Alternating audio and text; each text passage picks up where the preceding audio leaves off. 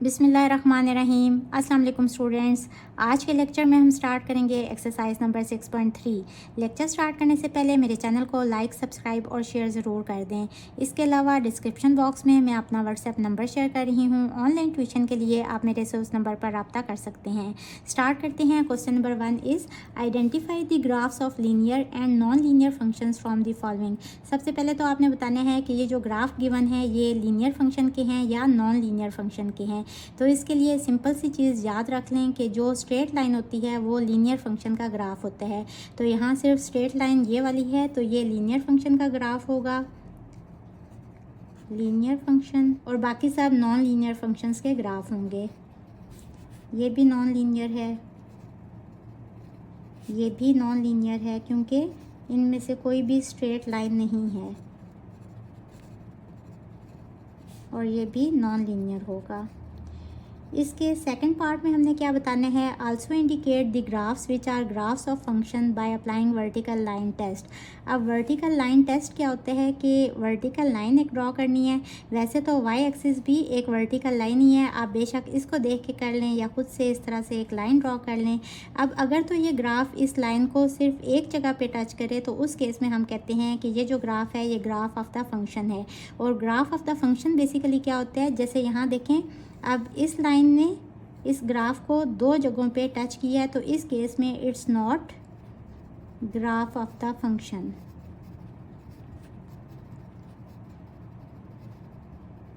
और ये graph of the function है। सपोज़ ये एक फंक्शन गिवन है और सपोज़ आपने इसका ग्राफ ड्रॉ किया जो कि ये आ गया। तो बेसिकली जो वर्टिकल लाइन टेस्ट होते हैं ना वो ये बताते हैं कि ये ग्राफ किसी इक्वेशन का है या खुद से वैसे ही ड्रॉ किया हुआ है। तो आप देखें यहाँ भी अगर इस लाइन को देखें वाई एक्सिस को, तो इसने इस ग्राफ को इस पॉइंट पे सिर्फ एक ही पॉइंट पे टच किया हुआ है ना, तो ये भी ग्राफ ऑफ द फंक्शन है। यहाँ देखें इस तरह से कोई भी लाइन ड्रॉ करें, अब ये लाइन इसको दो जगहों पे टच कर रही है तो it's not graph of the function. यहाँ देखें इस लाइन ने इस ग्राफ को एक जगह पे टच किया है तो it's graph of the function. और यहाँ भी ये इसको एक जगह पे ही टच कर रही है तो ये भी ग्राफ ऑफ द फंक्शन है। Question number 2 is sketch the graph of the following functions and identify the graphs which are linear. हमने इन तीनों के ग्राफ ड्रॉ करने हैं और फिर हमने ये भी बताना है कि कौन से ग्राफ लीनियर हैं। तो आइए इस क्वेश्चन को सॉल्व करते हैं। चैप्टर 4 में आप ग्राफ ड्रॉ कर चुके हैं। यहाँ बेसिकली हमें ऑर्डर्ड पेयर चाहिए ग्राफ ड्रॉ करने के लिए। तो चैप्टर 4 में हम क्या करते थे कि एक वेरिएबल को इस साइड पे लेके जाते थे। आप देखें यहाँ तो एक वेरिएबल इस साइड पे ही है, तो बस सिंपल हमने x की डिफरेंट वैल्यूज़ लेते जाने हैं और उसके अलॉन्ग हमने y की वैल्यूज़ फाइंड करते जाने हैं ताकि हमारे पास ऑर्डर्ड पेयर आ जाएँ और हम उनको फिर ड्रॉ कर सकें। अब अगर हम यहाँ x की वैल्यू लें 0 तो y की वैल्यू क्या होगी, y equals to 3 into 0 plus 2। तो ये टर्म 0 हो जाएगी, 0 प्लस 2 इज़ 2, यानी कि जब x 0 लिया तो y की वैल्यू आ गई 2। एक ये ऑर्डर्ड पेयर आ गया। इसके बाद अगर x की वैल्यू 1 लें और यहाँ पुट करें तो y equals to 3 into 1 plus 2, this is equals to 3 plus 2 which is equals to 5, यानी 1 के ऊपर जो y की वैल्यू है वो है 5। तो दूसरा ऑर्डर्ड पेयर आ गया 1 5। इसी तरह अगर हम x की वैल्यू -1 लें तो y की वैल्यू क्या होगी, 3 into -1 plus 2 which is equals to -3 plus 2 is -1, यानी x -1 लिया है तो y की वैल्यू भी -1 आ गई। एक ये ऑर्डर्ड पेयर आ गया -1 और -1। अगर आप x की वैल्यू लें -2, ये आपने खुद से ही लेते जाना है, तो y की वैल्यू क्या आ जाएगी, 3 into -2 plus 2, this is equals to -6 plus 2, answer is -4। -2 पे y की वैल्यू है -4। आई थिंक इतनी वैल्यूज़ काफ़ी हैं। अगर आप कोई और भी लेना चाह रहे हैं तो आपकी मर्ज़ी, आप इनको हम लोकेट कर लेंगे। सबसे पहला ऑर्डर्ड पेयर कौन से है, 0 और 2। x की वैल्यू 0 और y की वैल्यू 2, ये वाला पॉइंट होगा। इसके बाद x की वैल्यू 1 और y की वैल्यू 5। यहाँ मैंने जो रीडिंग लिया ना, ये 1 सेंटीमीटर को 1 डिग्री के इक्वल लिया है। तो y है 5 और इसके लॉन्ग x की वैल्यू है 1। तो मैं इस तरह से रखूँगी और ये वाला जो पॉइंट होगा ना, ये x 1 है और y यहाँ 5 है। ये वाला पॉइंट हो गया। इसके बाद x है -1 और y भी है -1, ये वाला पॉइंट होगा। यहाँ -1 है, यहाँ -2, यहाँ -3 और यहाँ -4। तो ये वाला पॉइंट आ गया। और यहाँ से भी इसको चेक कर लें कि क्या ये देखें, ये 2 डिग्री से इस साइड पे है। अब इसको आप ज्वाइन कर लेंगे। देखें ये एक स्ट्रेट लाइन ही आ रही है, तो इट मीन्स कि ये लीनियर फंक्शन का ग्राफ होगा। वैसे भी आप देखें ये लीनियर इक्वेशन है ना। लीनियर इक्वेशन कौन सी इक्वेशन होती है जिसमें वेरिएबल की 1 पावर इन्वॉल्व हो। देखें यहाँ इसकी पावर भी कुछ ना लिखा हुआ हो तो 1 होती है पावर, यहाँ इसकी पावर भी 1 है। तो जाहिर बात है ये लीनियर इक्वेशन है, तो इसका ग्राफ भी लीनियर ग्राफ होगा। तो हम लिखेंगे कि graph is a straight line, so it's linear function graph।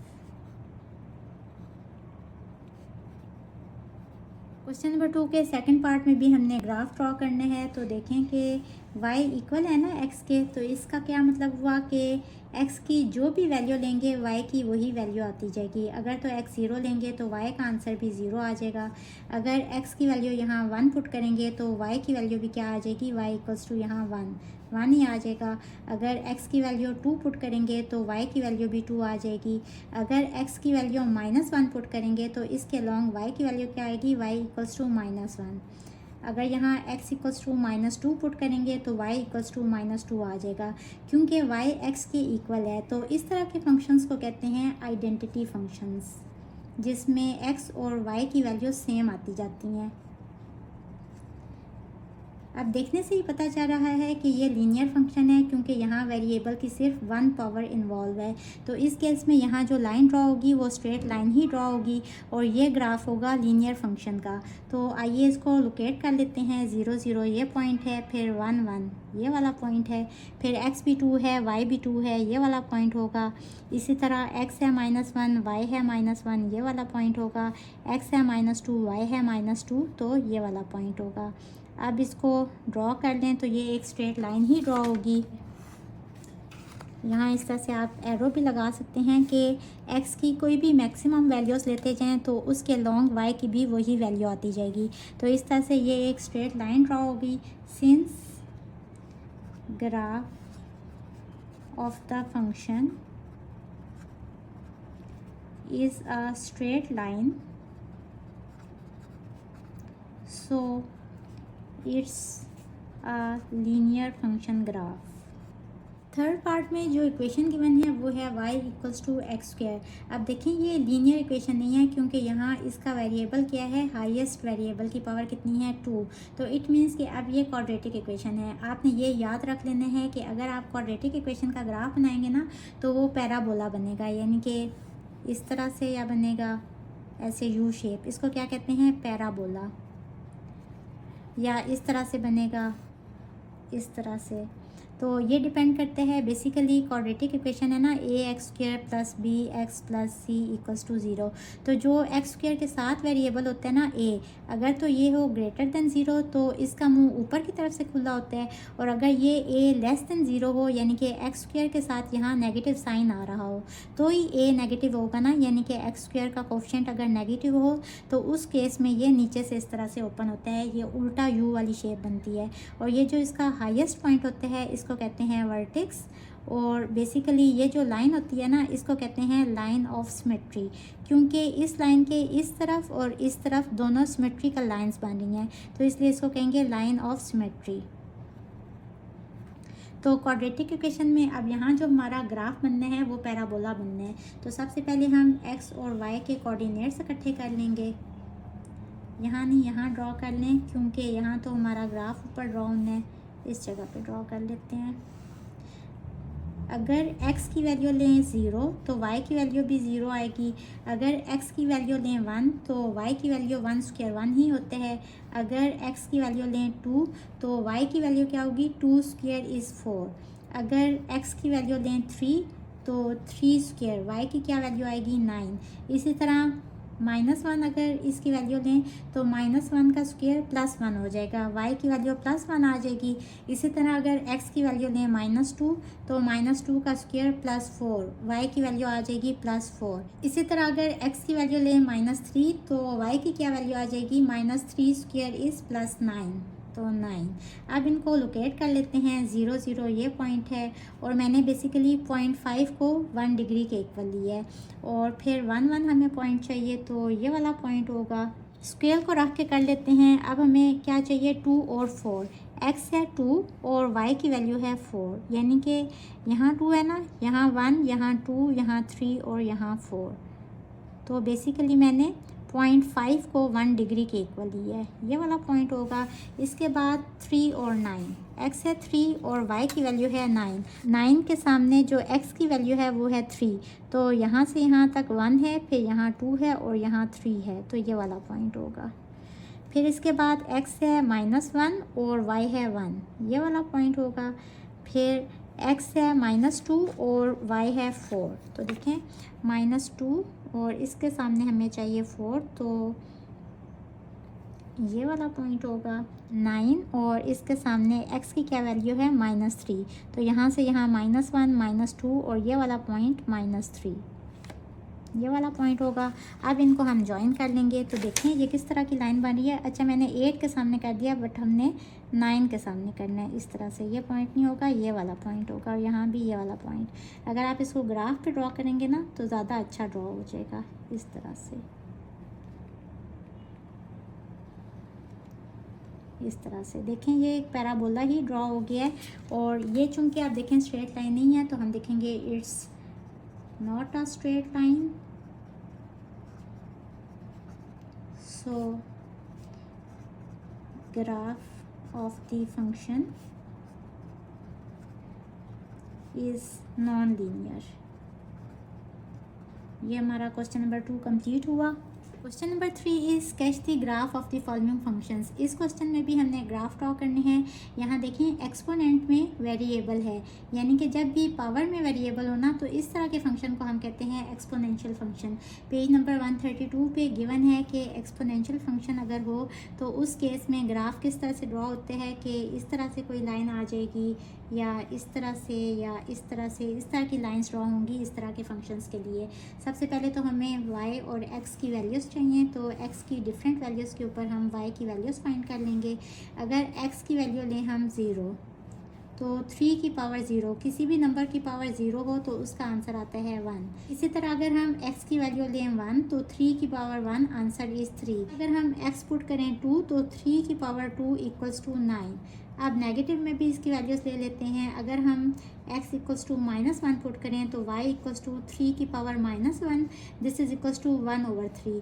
Power positive करने के लिए इस तरह से लिखते हैं ना, यहाँ इसकी पावर नहीं है तो मीन्स कि इसकी पावर 1 है, और 1/3 इसको कैलकुलेट करें तो आंसर इज़ 0.33। डेसिमल में लिख लें आंसर, क्योंकि हमने इसको फिर ड्रॉ भी करने हैं। तो x इक्वल टू -1 के ऊपर y की वैल्यू है 0.33।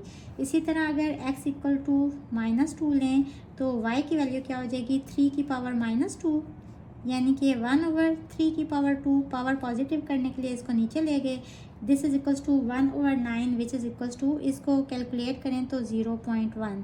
तो x जब -2 लिया तो इसके लॉन्ग y की वैल्यू आ गई 0.101। x है 0 और y है 1, ये वाला पॉइंट होगा। इसके बाद x है 1 और y है 3, x की वैल्यू है 1 और y की वैल्यू है 3। तो यहाँ भी मैंने 0.5 को इक्वल टू 1 डिग्री के लिया है, ये वाला पॉइंट्स थोड़े से ऊपर नीचे हो गए हैं, लेकिन जब आप ग्राफ पे ड्रॉ करेंगे ना तो बिल्कुल एग्जैक्ट ड्रॉ होंगे।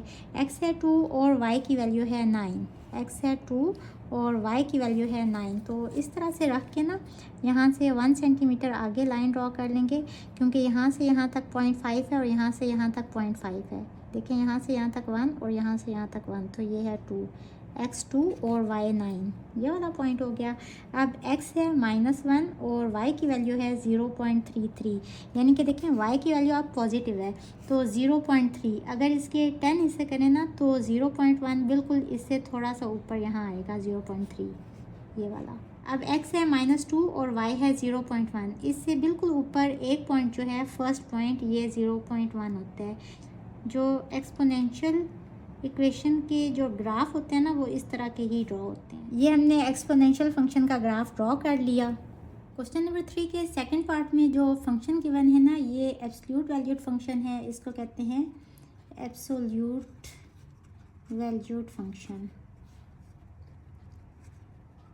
एब्सोल्यूट वैल्यू का क्या मतलब होता है कि x की जो भी वैल्यू लेंगे ना, चाहे नेगेटिव भी ले लें, तो एब्सोल्यूट वैल्यू की वजह से y की वैल्यू हमेशा पॉजिटिव ही आएगी। अब x की डिफरेंट वैल्यूज़ के ऊपर y की वैल्यूज़ ले लेते हैं। अगर x 0 पुट करें तो y की वैल्यू भी 0 आ जाएगी। अगर x 1 पुट करें तो y भी 1 होगा। अगर x की वैल्यू 2 पुट करें तो एब्सोल्यूट वैल्यू ऑफ 2, y का आंसर भी 2 आएगा। अगर x की वैल्यू 3 पुट करें तो y की वैल्यू भी 3 होगी। अगर x की वैल्यू -1 पुट करें तो इस केस में एब्सोल्यूट वैल्यू की वजह से इसकी वैल्यू पॉजिटिव 1 आ जाएगी। अगर इसी तरह यहाँ -2 पुट करें तो एब्सोल्यूट वैल्यू ऑफ -2, तो y का आंसर आ जाएगा 2। एब्सोल्यूट वैल्यू की वजह से जो नेगेटिव साइन होता है ना वो ख़त्म हो जाता है। अगर x हो -3 तो y की वैल्यू क्या हो जाएगी, -3 की जब एब्सोल्यूट वैल्यू लेंगे तो +3। अब इनको लोकेट कर लेंगे, x भी 0 y भी 0, ये वाला पॉइंट, x है 1 y है 1, ये वाला पॉइंट। इसके बाद x 2 है y भी 2 है, तो ये वाला पॉइंट होगा। इसके बाद x 3 है और y भी 3 है, यहाँ से यहाँ तक 1 2 और ये वाला पॉइंट 3। अब देखें y की वैल्यूज़ नेगेटिव नहीं है एब्सोल्यूट वैल्यू की वजह से। y की वैल्यू जब x है -1 तो y की वैल्यू क्या है 1 1। इसी तरह x है -2 तो y की वैल्यू है +2, ये वाला पॉइंट। इसी तरह जब x है -3 तो इसके लॉन्ग y की वैल्यू क्या है +3। तो पेज नंबर 125 पे एब्सोल्यूट वैल्यू फंक्शन का जो ग्राफ गिवन है ना, वहाँ भी लिखा हुआ है कि ये वी शेप का एक ग्राफ ड्रॉ होगा इस तरह से। अब ये पॉइंट्स इसके ऊपर अगर आप ग्राफ पे ड्रॉ करेंगे ना तो एग्जैक्ट सेम ड्रॉ हो जाएगा। वी शेप की इस तरह की शेप ड्रॉ होगी एब्सोल्यूट फंक्शन ग्राफ की। तो ये हमने ग्राफ ड्रॉ कर लिया। अब इसके ऊपर कुछ और पॉइंट्स हैं पेज नंबर 125 के ऊपर कि देखें x की वैल्यूज़ आप कौन से ले रही हैं, नेगेटिव भी, पॉजिटिव भी और ज़ीरो भी। यानी कि जो x है ना बेसिकली वो क्या होती है, डोमेन की वैल्यूज़ को हम x कहते हैं ना। तो डोमेन इसमें क्या है, set of all real numbers, जिसमें पॉजिटिव नेगेटिव सारे नंबर्स इंक्लूडिंग ज़ीरो आ रहे हैं। लेकिन जो y है बेसिकली वो क्या होती है, रेंज। तो रेंज हमारे पास क्या आ रही है, वो सिर्फ पॉजिटिव नंबर्स ही आ रही है। देखें चाहे हमने नेगेटिव नंबर्स भी पुट किए तो इस केस में भी पॉजिटिव नंबर्स ही आ रहे हैं। तो रेंज क्या है, आप इनको कह सकते हैं पॉजिटिव रियल नंबर्स या non negative real numbers. Question number 3 के थर्ड पार्ट में जो फंक्शन गिवन है, यहाँ इसकी हाईएस्ट पावर क्या है, क्यूब, तो इसलिए इसको कहते हैं क्यूबिक फंक्शन।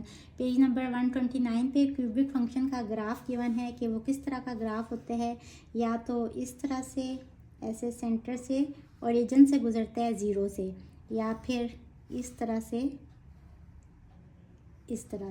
इस तरह का ग्राफ बनेगा अब हमारा इस फंक्शन का। तो इसके लिए सबसे पहले x और y की डिफरेंट वैल्यूज़ फाइंड कर लेंगे। अगर x की वैल्यू यहाँ 0 पुट करें तो इसके लॉन्ग y equals to 0 cube which is equals to 0। अगर x की वैल्यू 1 पुट करें तो y की वैल्यू क्या आएगी, 1 क्यूब इज़ अगेन 1। अगर x की वैल्यू 2 पुट करें तो 2 का क्यूब, y की वैल्यू आ जाएगी 8। अगर x की वैल्यू 3 पुट करें तो 3 क्यूब, आंसर इज़ 27, जो कि बहुत बड़ा आंसर आ जाएगा, तो उसको हम स्किप कर देते हैं। अब नेगेटिव में वैल्यूज़ ले लेते हैं। अगर x की वैल्यू -1 पुट करें तो -1 का क्यूब, जब भी नेगेटिव साइन के ऊपर पावर और नंबर हो ना तो उस केस में आंसर के साथ भी नेगेटिव साइन आ जाता है। तो -1 का क्यूब है इस तरह से, तो और नंबर इसकी पावर है तो -1 आंसर होगा। तो y की वैल्यू भी -1 आ जाएगी। इसी तरह अगर x की वैल्यू -2 लें तो -2 का क्यूब, नेगेटिव साइन के ऊपर और नंबर इसकी पावर है तो negative sign as it is साथ में आ जाएगा, और 2 क्यूब 8 होता है तो -8। जब हमने x की वैल्यू -2 पुट की तो इसके लॉन्ग y की वैल्यू क्या आ गई, -8। अब इसको लोकेट कर लेंगे, x0 y0 ये वाला पॉइंट है, फिर x1 y1 ये वाला पॉइंट होगा, फिर x2 है और y8 है, तो y8 के ऊपर यहाँ से यहाँ तक 1 और ये 2, तो x2 ये वाला पॉइंट होगा। इसी तरह से x है -1 तो y की वैल्यू भी -1 है, ये वाला पॉइंट। फिर x है -2 और y की वैल्यू है -8, -2 और y की वैल्यू -8, ये वाला पॉइंट होगा। अब इनको ड्रॉ कर लेंगे। देखें ये भी उसी तरह की लाइन ड्रॉ होगी और यहाँ से ना इसने इस तरह से आना है, ऐसे जो अलिफ मदा जो मद वाली शेप होती है ना, यहाँ से उस तरह से ड्रॉ होगी।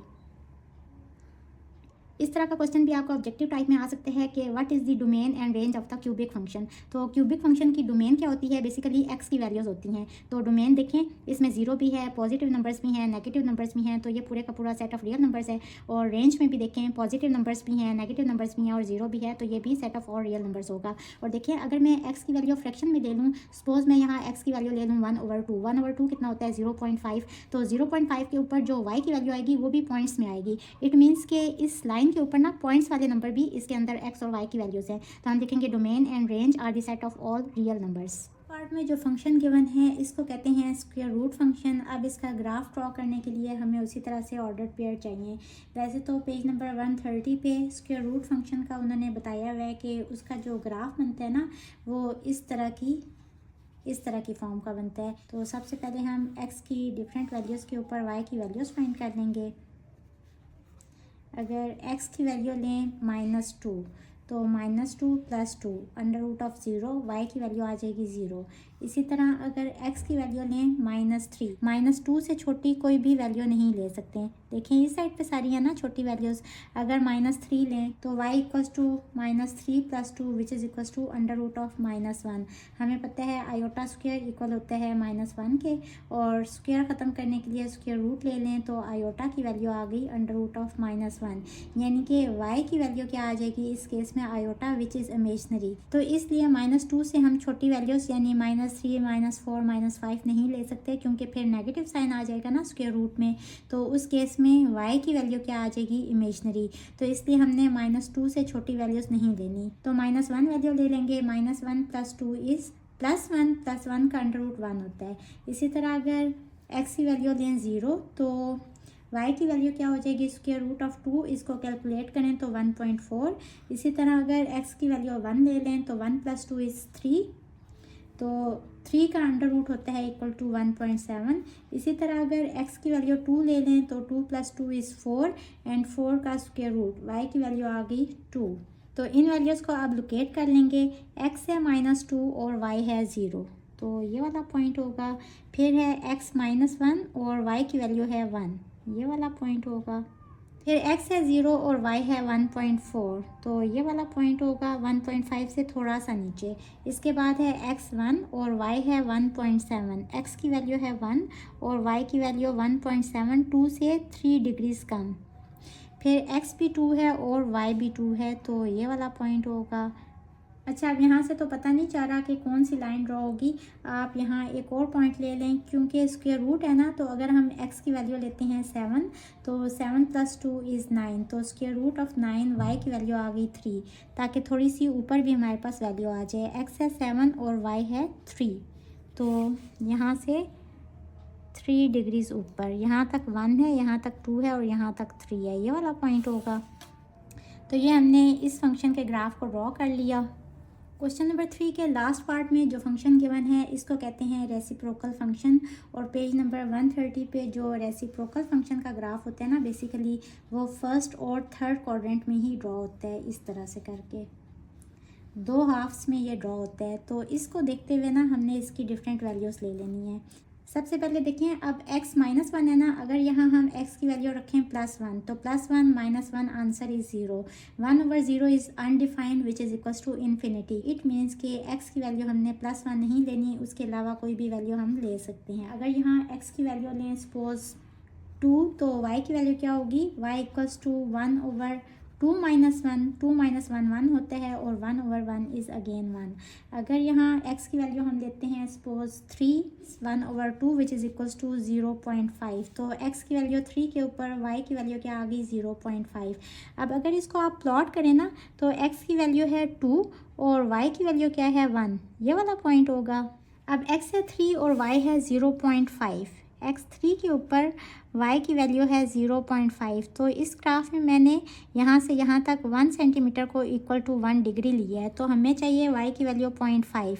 तो यहाँ से यहाँ तक इसका मिड ये वाला है, तो ये वाली वैल्यू आ गई। अब हमें इस तरह की शेप चाहिए ना, तो हम यहाँ y की कोई और वैल्यू भी ढूंढना चाहते हैं। सपोज अगर मैं यहाँ y वैल्यू पुट कर देती हूँ 3 के इक्वल, तो ये हो जाएगा 3 इक्वल्स टू 1/x-1। इसको थोड़ा सा सॉल्व कर लेंगे, इसको इस साइड पे ले आएँ तो ये हो जाएगा x-1 इक्वल्स टू 1/3। इसको सिंप्लीफाई कर लें, -1 को इस साइड पे ले जाएँ तो ये इस साइड पे आके हो जाएगा +1। इसके बाद 1/3 + 1, इसको सिंप्लीफाई करें तो इसका आंसर आ जाएगा 1.33 यूजिंग कैलकुलेटर। तो जब हमने y की वैल्यू 3 पुट किया ना, y की वैल्यू हमने यहाँ लिखनी है, तो x की वैल्यू क्या आई है 1.3। अब इसको हम लोकेट कर लेंगे, y है 3 तो ये 3 हो गया, और इसके अलॉन्ग x की वैल्यू क्या है 1.3। 1 यहाँ तक है, और 0.3 का क्या मतलब है कि इससे ऊपर 3 पॉइंट्स, ये फर्स्ट पॉइंट है, ये सेकंड और ये थर्ड पॉइंट है, तो ये वाला पॉइंट होगा 1.3। इसके बाद इस हाफ को हमने इस तरह से ड्रॉ कर लेना है, क्योंकि हमें पता है कि रेसिप्रोकल फंक्शन का ग्राफ इस तरह से होता है। तो एक साइड तो हमने ये इस तरह से ड्रॉ कर ली। इसके बाद हमें इस साइड के लिए भी वैल्यूज़ चाहिए। अब देखें x इक्वल्स टू 1 तो हम ले नहीं सकते, क्योंकि x इक्वल्स टू 1 के ऊपर 1 - 1 ये वाली टर्म 0 हो जाएगी, और 1/0 इक्वल्स टू अनडिफाइंड, तो y की वैल्यू आ जाएगी इन्फिनिटी। तो x इक्वल्स टू 1 नहीं ले सकते, 1 के अलावा कोई और वैल्यू ले सकते हैं। अगर x की वैल्यू हम लें 0.5, तो 1/0.5 - 1, आंसर इज़ -2। इसी तरह अगर हम x की वैल्यू यहाँ लें -1, तो y की वैल्यू क्या आएगी 1/-1 - 1 इज़ -2। 1/-2 इज़ -0.5। इसी तरह अगर x की वैल्यू लें -2, तो 1/-3, तो 1/-3 इसको कैलकुलेट करें तो आंसर आएगा -0.333 विच इज़ इक्वल्स टू -0.3। अब इन तीनों वैल्यूज़ को भी लोकेट कर लेते हैं। x है 0.5 और y की वैल्यू है -2, तो ये वाला पॉइंट हो गया। इसके बाद x है -1 और y की वैल्यू है -0.5। x है -1 और y की वैल्यू -0.5, तो यहाँ से इसका हाफ 0.5 होगा, ये वाला पॉइंट। इसके बाद x है -2 और y की वैल्यू है -0.3, यानी कि हाफ से भी कम, यानी 3 डिग्रीज, ये वाला पॉइंट, ये वाला। अब इनको भी हम ज्वाइन कर लेंगे। अब इनको किस तरह से ज्वाइन करेंगे, यहाँ से देखें ये बिल्कुल करीब होती जाएगी 0 के, लेकिन इसने बिल्कुल 0 को टच नहीं करना लाइन ने, इस तरह से, और इस पॉइंट को भी ऐसे ज्वाइन कर लें, और इसके बाद ये इस तरह से आएगी। ये हमने ग्राफ ड्रॉ कर लिया रेसिप्रोकल फंक्शन का। अब अगर क्वेश्चन में पूछे ना कि डोमेन क्या होती है रेसिप्रोकल फंक्शन की, तो the domain of this curve is all real numbers accept 1, क्योंकि डोमेन क्या होती है बेसिकली ये x की वैल्यूज़ होती हैं। तो अगर x की वैल्यू यहाँ 1 पुट करें तो उसके ऊपर y की वैल्यू अनडिफाइंड या इन्फिनिटी आ जाएगी। तो x इक्वल्स टू 1 के अलावा जितनी भी वैल्यूज़ हैं ना वो सब के सब डोमेन में आएंगी, यानी कि ऑल रियल वैल्यूज़ एक्सेप्ट 1। सो ये हमने ग्राफ ड्रॉ कर लिया रेसिप्रोकल फंक्शन का। होपफुली स्टूडेंट्स आपको आज के लेक्चर की समझ आ गई होगी। अगर आप मेरे चैनल पर नए हैं तो मेरे वीडियोज़ को लाइक, सब्सक्राइब और शेयर ज़रूर कर दें।